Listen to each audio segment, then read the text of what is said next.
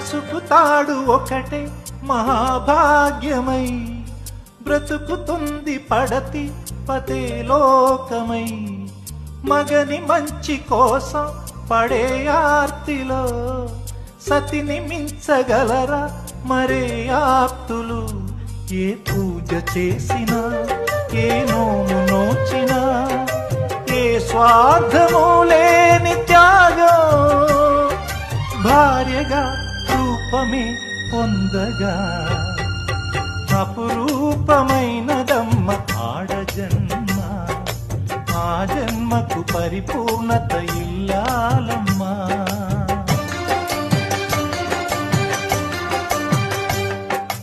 అపురూపమైనదమ్మ ఆడజన్మ, ఆ జన్మకు పరిపూర్ణత